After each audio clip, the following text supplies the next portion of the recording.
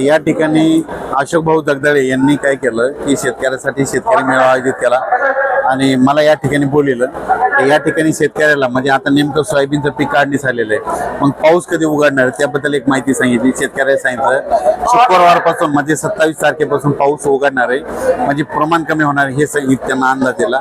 त्याच्यानंतर सोयाबीनबद्दल हरभऱ्याबद्दल हवामानाविषयी बरेच म्हणजे पाऊस येण्याची कारणे न येण्याची कारणे गारपीट कशी होते सगळ्या काही गोष्टी ते या ठिकाणी सांगितलं.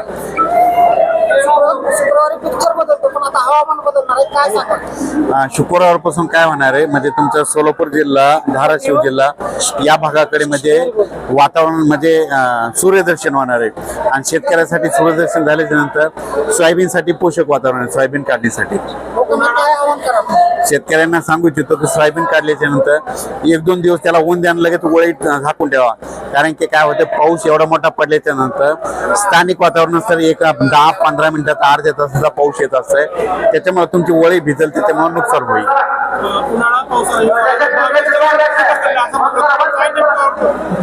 काय झालं या पृथ्वीचं तापमान वाढल्यामुळे हे सगळे ऋतू काय झालेले पुढे सरकलेले आहेत.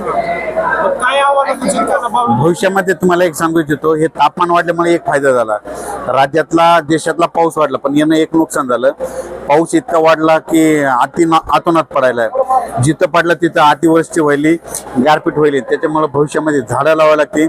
हे तापमान टिकवायचं असेल तर झाडं लावायला लागतील, झाडं लावून पृथ्वीचं तापमान कमी करा.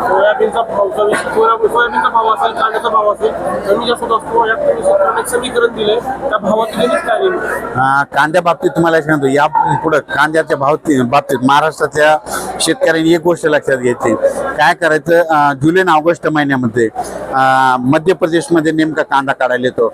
मध्य प्रदेश राज्यामध्ये खूप पाऊस झाला तर तिथल्या कांद्याचं नुकसान होतं आणि महाराष्ट्रातल्या शेतकऱ्याचा फायदा होतो. त्याच्यानंतर सप्टेंबर आणि ऑगस्ट आणि सप्टेंबर महिन्यामध्ये आंध्र प्रदेश, तामिळनाडू, कर्नाटकचा कांदा काढायला येतो. तिथं जास्त पाऊस पडला त्यांचं नुकसान होणार आणि महाराष्ट्रातल्या शेतकऱ्याचा फायदा होणार. असं निसर्गावर डिपेंड असतं.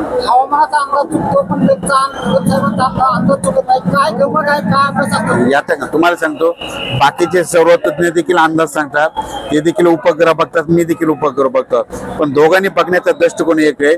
मी जे बघतो हे शेतकऱ्याच्या हिताच्या दृष्टीने बघतो म्हणून मला हे सगळं कळतंय, हे सगळ्यात महत्वाचं.